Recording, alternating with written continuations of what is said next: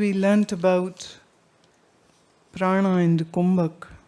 While I understand these are very deep practices which need to be learnt and experienced, how can we do it properly? So when you know that it is a deep practice, then why are you doing it? Whatever you heard or learned from internet doesn't become the word of God. Where are you, Lippy? You shouldn't be doing it.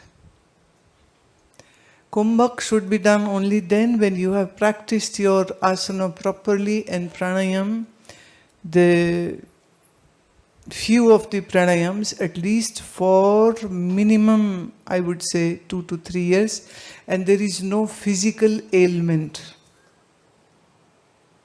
In your case, it's not the case. You don't have a very healthy body. So first the anomalies of the body should be removed.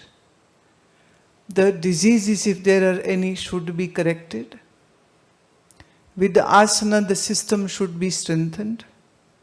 Then doing the Nadi Shodhan Pranayam, Dharana, Pratyahar, etc., all these things prepare the body. Otherwise, for example, if your house electrical wiring is not of a good quality, then if there is a heavy or a higher voltage flowing through it, it will snap, it will create a short circuit, it will create fire in the home. So when anybody constructs a house, they technically should make sure that the wiring is of a good quality and it's well insulated ones, and it serves the purpose of whatever wattage you are going to receive is enough, and then your wires, the house wires, are strong enough to hold that flow of current of that particular voltage. Similarly, when you do the Kumbhaka, the retention of breath inside or outside with the bandhas, the mool, bandha, etc., this is like producing a very heavy voltage of Shakti in your system.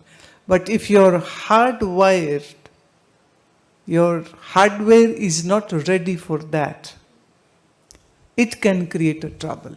So it's not to be played with. The yogic kriyas are not meant to be done randomly, that you one day wish to do it and okay, let's try it. No, it's not like that. Like in a chemistry lab, the chemicals, certain chemicals can be very, very dangerous. So the students are allowed only then when they have done their theoretical knowledge properly and under the observation of the teacher, then they are allowed to handle the very dangerous chemicals. Otherwise, the student can harm oneself and blow up all the lab. So the Kumbhak should not be practiced in a sick body. Whatever the sickness, small or big, should be addressed first. And as one begins to live in a yogic style, then slowly with the Hatha Yoga Kriyas, you remove your diseases from the body. Because in Ayurveda and in yogic medicinal method, we believe in one, removing the cause of the disease, not the disease. So we don't deal with the disease, we deal with the person who created this disease. Because the disease doesn't happen on its own. It comes because we are doing something really wrong. And then, for example, the tumors will not grow in a body which doesn't has vitiated kapha. If the kapha is vitiated, too much of phlegm, dampness in the body, too much dampness in the lower jiao or the middle jiao, or too much of, as in Ayurveda, say if the ras doesn't get created healthy, then the rakt and the mams will not be healthy. When the mams gets affected, that is when the tumors will grow. Similarly, a brain or a heart stroke cannot happen in a body in which vayu is not vitiated or there is too much phlegm in the body. I am speaking from the point of view of Ayurveda and acupuncture. I am not talking on the basis of the modern medical science. So the TCM, the traditional Chinese acupuncture and the Ayurveda, it gives a different prognosis. When anybody is having heart or brain stroke, then the reason can be there is an imbalance of kapha, meaning the kapha is more. What in modern medical science you call triglycerides are more. We will say kapha is more. When anybody is having stroke because of high blood pressure, then we say it is because of the rakta pit or the rakta vayu. The vayu or the pitta is vitiated, which has caused the blood pressure, which has caused the hemorrhage or a stroke. One is that you treat a stroke patient. One is that a good Vaidya or a good practitioner who has at least experience of 15 to 20 years after doing the studies, who knows how to do diagnosis with the pulse, who knows by observing your body, by observing and making a diagnosis on the basis of the pulse, will let the patient know that you are on the road of getting a stroke. Like if your triglycerides are too high and your HDL is too low, this is a sign of, you are waiting for a heart attack to happen. If somebody's triglyceride is say more than 300, 5, 6, 8, 12, and there are people who have this kind of dangerous. Now why they have so high cholesterols in triglycerides and low HDLs?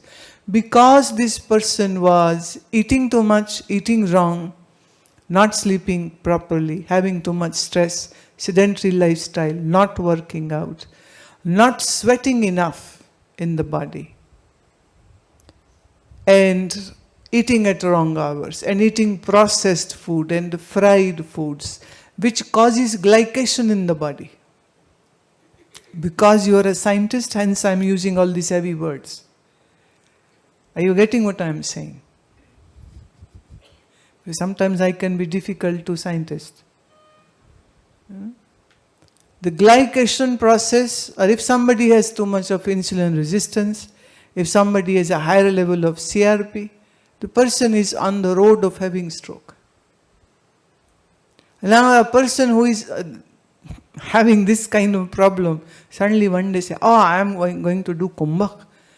Saw some videos on, or read some material on Google, and now he's ready to do the Kumbhaka. Okay, thank you very much.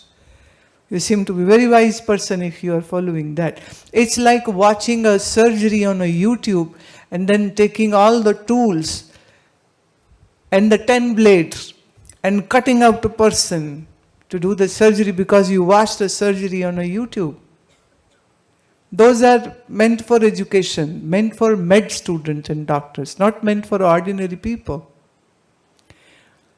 So Hatha Yoga Pradipika says that pranayam is like taming a tiger. You can't do it in a one day. So you tame your prana slowly and gradually, and as you work deeply on your body, first declogging it, then strengthening it, then learning properly. Of course it takes time, and of course it requires a good yoga teacher, not certified teacher, the real ones. Huh? And then you sit and learn all these things. So don't be in a rush. Don't be in a rush. You will be harming your body more than gaining the benefit. Right? So when I talk about these higher practices, that's meant to inspire you to see that how long the road is there which you haven't even treaded. And how you people are so happy just being in the kindergarten school of religion. And here I am talking about the PhDs and the MPhils. There's so much, miles to go before I sleep. As the English poet says. So don't be in a rush, please don't do it.